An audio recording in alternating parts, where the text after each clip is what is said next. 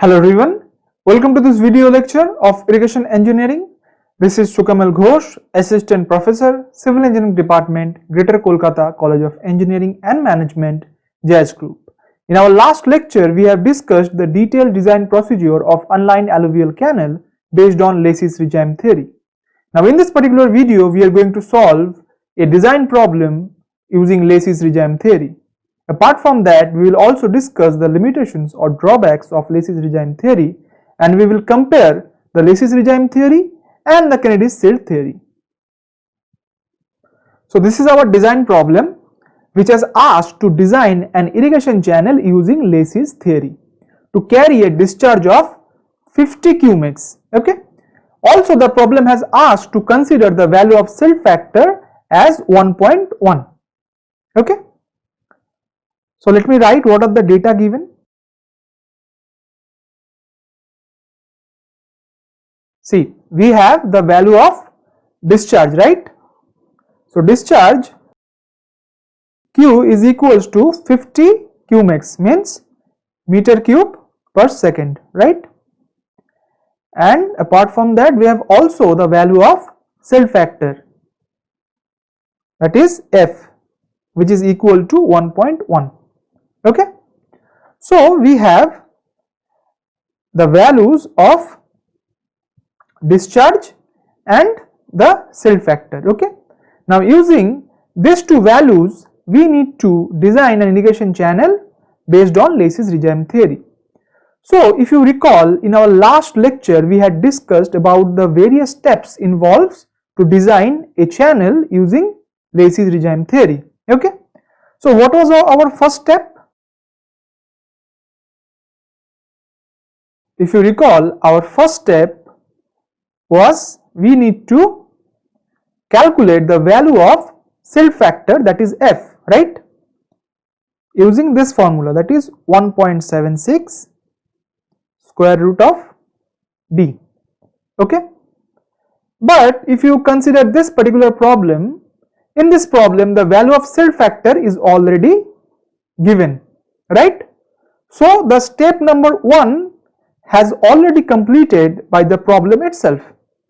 So you don't need to calculate the value of silt factor separately because it is already given in the problem. Okay.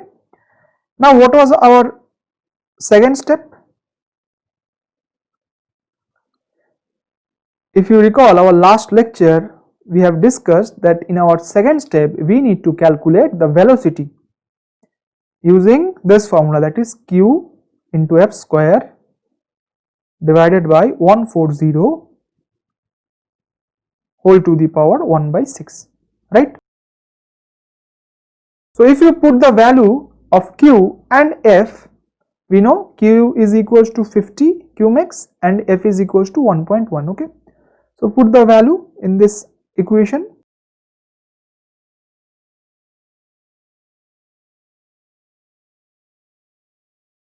So if you solve it, you will have 0.869 meter per second. Okay. So what was our third step? If you recall, we have discussed in our last lecture that our third step is we need to calculate the value of area. Okay, using this formula, that is A is equals to Q by V.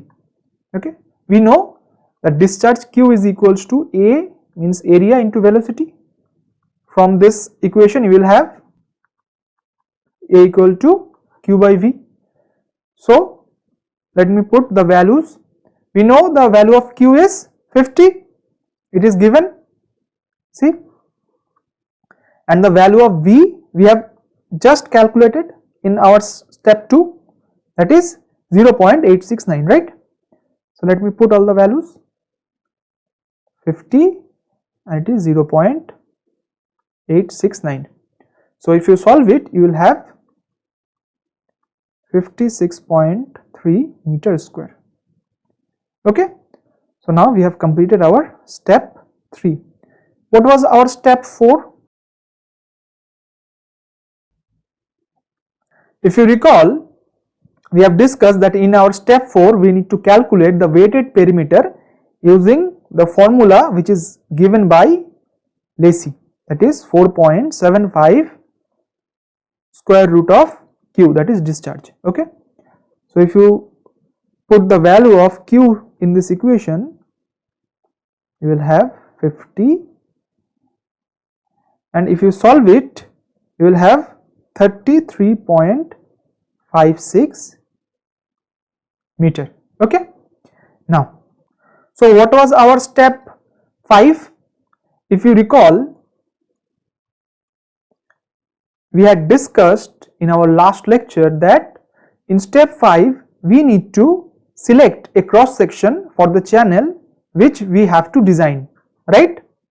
And we had also discussed that generally we consider trapezoidal cross section for the channel with a side slope of 1/2 horizontal and 1 vertical. Okay, so we will consider a trapezoidal channel, trapezoidal cross section with side slope such as 1/2 horizontal and 1 vertical. Okay, so this is our cross section which we have selected.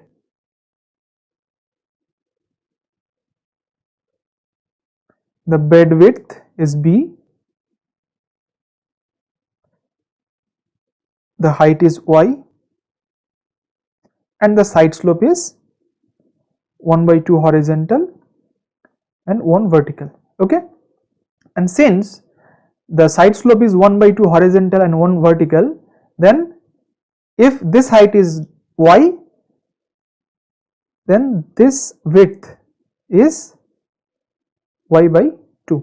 In the same way, if this height is Y, then this width is Y/2. Okay, now what was our step 6? If you recall, we had discussed that in step 6 we have to derive an expression of area for this selected cross section. Okay, so let me derive it. The area of the cross section will be equal to the area of this rectangular portion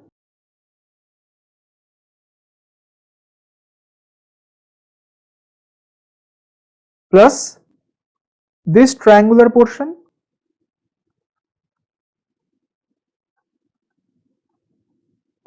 plus this triangular portion, right?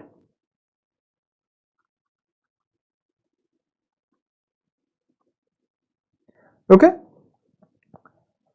so what will be the area of this rectangular portion? See, the width is B and the depth is Y, so it will be B into Y, right? And what will be the area for this triangular portion? See, if you draw it separately, this is Y, means the height of the triangle is Y and the base width of the triangle is Y/2. So the area will be half into Y/2. Okay, and for this triangle also the area will be same because the height of this triangle also is Y and the base width is Y/2. So for the rectangular portion the area is By. For this triangular portion it will be half into Y into Y/2, and for this triangular portion also it will be the same, half into Y/2, right? So if you simplify it, okay, so we have derived our expression for area. Okay, see, we had also derived it while we were solving the design problem based on Kennedy's theory, right? So that expression and this expression is same because in that problem also we had considered this same cross section. Okay. So what was our step 7? If you remember, in our last lecture we have discussed that in our step 7 we need to derive an expression of weighted perimeter for the selected cross section, right? And we have already selected a trapezoidal cross section with a side slope of 1/2 horizontal and 1 vertical, right?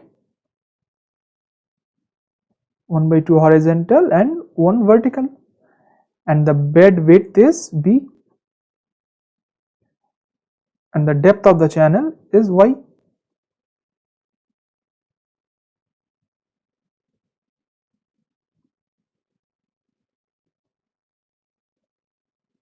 And this width is Y/2, right? Because the depth is Y, since the side slope is 1/2 horizontal and 1 vertical. Okay. Now we need to derive an expression of weighted perimeter for this particular cross section. Okay. So if we want to calculate the perimeter of this particular cross section, then we need to calculate the length of this green portion, because if you consider this particular figure, then you may observe that the weighted perimeter of this particular cross section is nothing but this length, this green length. So if we able to calculate the length of this green portion, then we will also able to derive an expression for the weighted perimeter. Okay. So if you want to calculate the length of this green portion, then we need this length and this length. Okay. Now we know this length is nothing but B, so P is equals to B plus.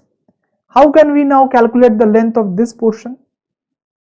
See, if you consider this particular triangle, let me draw it separately. This height is Y and this width is Y/2. Okay. So if you consider this particular figure, this triangle is nothing but a right angle triangle. So we may apply the Pythagoras theorem for this particular triangle, right? So if you want to calculate this length, this is nothing but the hypotenuse of this right angle triangle. So the hypotenuse is equal to, we know, root over the height square plus the base width square, right?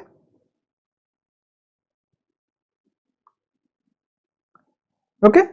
So if you simplify it, it will be Y square plus Y square by 4. Okay. So the length of this portion is root over Y square plus Y square by 4. Okay. So the length of this portion is nothing but root over Y square plus Y square by 4. And in the same way, the length of this portion will also be root over Y square plus Y square by 4, right? We had also derived it while we were solving a design problem based on Kennedy's theory, right? So if you simplify it, you will have B equals to root over 5 into Y. Okay. So we have just derived the expression for weighted perimeter. Okay. Now, so what will be our step 8 now? See, in step 8 we need to equate the weighted perimeter expression that we have derived in our step 7 and the weighted perimeter value that we have got from step 4. Okay, so let me equate it. The perimeter expression from step 7 and the perimeter value from step 4. Okay, so let me check. It is b plus root over 5y, and in step 4 it was 33.56, right?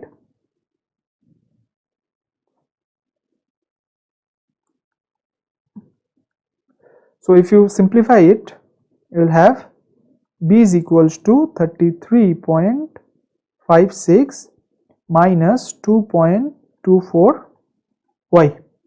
Okay, this is suppose number 1 equation. Okay, now what was our step 9? In step 9 we need to equate the expression of area that we had derived from step 6. Okay, and the area value we have got in our step 3. Okay, so area expression that we have derived from step 6 and the area value we have got from our step 3. Okay, so let me check. By plus half of y square, right, equal to, let me check what was our value, 56.3. Okay,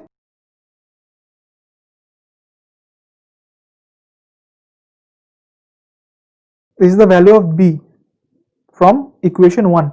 Okay, into y plus half of y square equal to 56.3.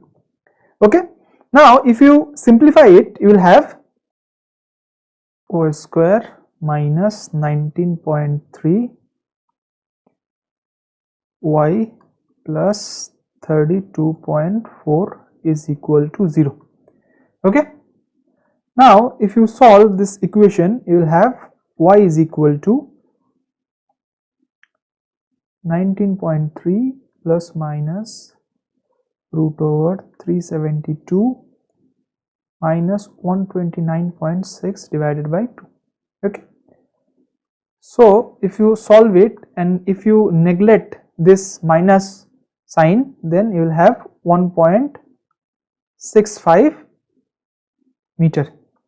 Okay, so value of the depth of the channel is 1.65 meter. Okay, now if you put this value of y in our equation 1, then you will get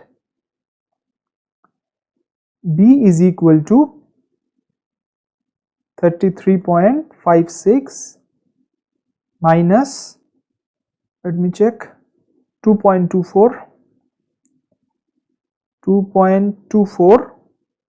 into 1.65. okay, and if you solve it, you will have 30.86 meter. Okay, so the bed width B is 30.86 meter and the depth of the channel Y is 1.65 meter. Okay, now so we have completed our step 9. So what was our step 10? If you recall, we had discussed that in step 10 we need to calculate the value of hydraulic mean radius using two formulas, right?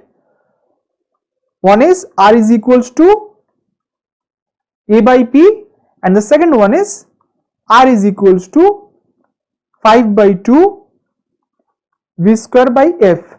This was given by Lacey, right? And the value of this R and this R should be equal. Then only we can say that whatever steps from 1 to 9 we have performed till now are correct, right?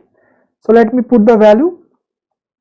The value of A we have calculated, that is 56.3, right? In our step 3 we calculate that the value of A is 56.3 and the value of P we have calculated in our step 4, right, which was equals to 33.56. Now if you solve it, you will have 1.675. okay. Now if you solve it, this value, then it is 5 by 2. Our value of V that we have calculated from step 2, it was 0.869, and the value of F means the seal factor, it was given in the problem and it was 1.1. okay. So if you solve it, you will have 1.6754. okay. So suppose this is R1 and this is R2. okay. So our R1 is equals to R2. So we can conclude that whatever step we have performed till now from step 1 to step 9 was correct. okay. So what was our step 11, which is also the last step? See, in the last step we need to calculate the value of bed slope using the equation given by Lacy, okay, which is S is equal to F to the power 5 by 3 divided by 3340 into Q to the power 1 by 6. okay. Now if you put the value of F which was given in the problem, that is 1.1 to the power 5 by 3 divided by 3340 into the value of Q is also given in the problem, which is 50, right, 1 by 6. okay. Now if you solve it, you will have 1 by 5420. So we have completed our design, right? So let me draw the figure of the cross section of the channel. So this is channel cross section that we had designed, okay. The bed width B we have calculated, that is 30.86 meter, right, and the depth 1.65 meter, okay, and the side slope we have considered 1 by 2 horizontal and 1 vertical, and the value of bed slope is S is equal to. So now we have completed the Lacy's theory, and also in our previous lectures we have completed the Kennedy's theory. Now we are going to compare these two theories, okay. So let's compare these two theories. See, Kennedy indicated the silt carried by the flowing water in a canal is kept in suspension solely by the vertical component of the eddies which are generated from the bed of the channel, and that is why he has given a relation between the critical velocity V0 and the depth of the channel, that is y.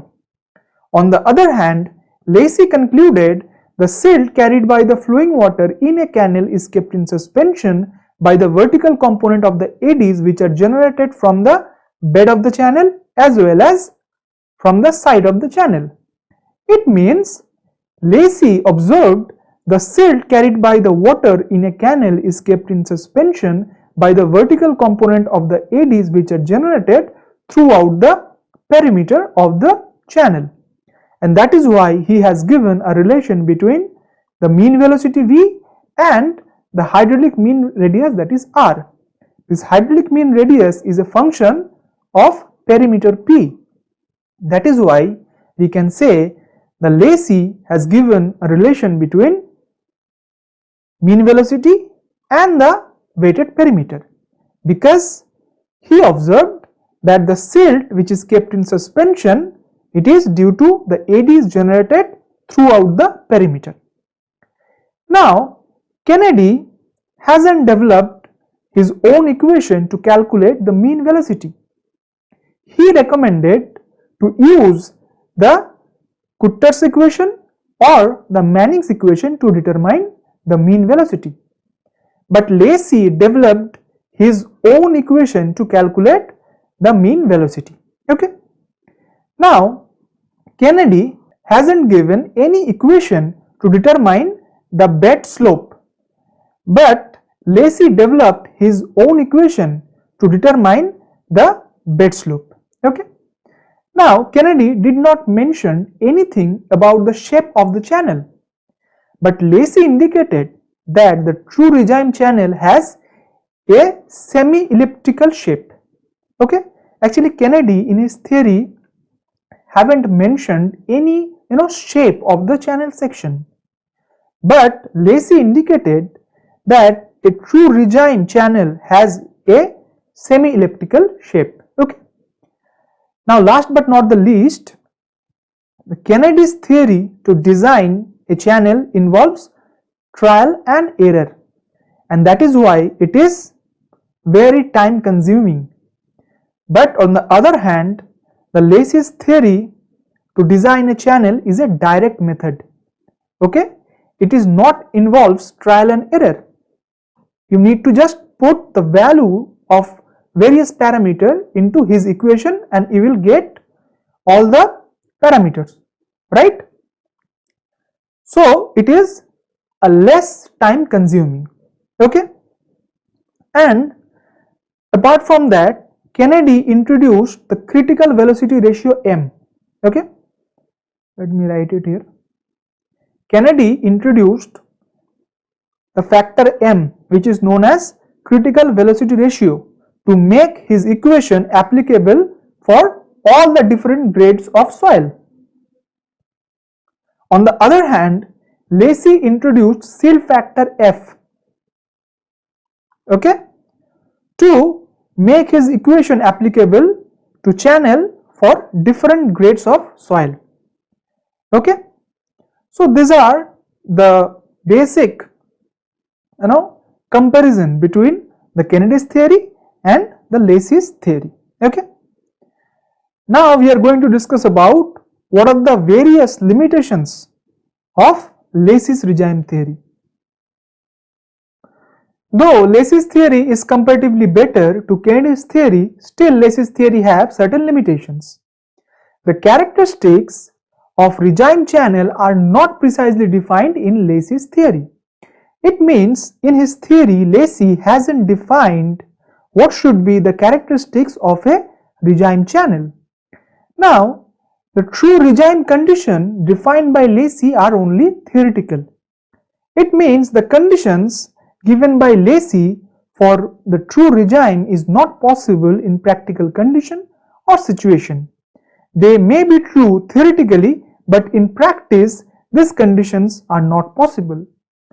Now, Lacey introduced silt factor to make his equation applicable for the channels flowing in different kind of soil, but the derivation of various equations considering this single factor f is not satisfactory at all. Apart from that, Lacey indicated that a true regime channel has a semi-elliptical shape, but none of his equations support this fact. See, Lacey has given almost 14 equations, okay, but none of his equations indicate a true regime channel has a semi-elliptical shape. Also, the silt charge and the silt grade are not properly defined by Lacey. Okay, and last but not the least, there is no consideration made about the concentration of silt as an independent variable. See, a considerable amount increase in the concentration of silt will result 12 to 15% reduction of total discharge of a channel. Okay, see, if you increase a considerable amount of silt concentration, then almost 12 to 15% decrease in discharge of channel may occur, but there is no consideration made about the silt concentration as an independent variable. Okay, so these are the primary limitations or drawbacks of Lacey's theory. Okay, so we have completed our topic on design of unlined alluvial channel. We have discussed how to design an unlined alluvial channel using Lacey's theory, and also we have discussed that how to design an unlined alluvial channel using Kennedy's theory. Okay, so from the next class we will start a new topic. Till then, stay safe and stay happy. Thank you.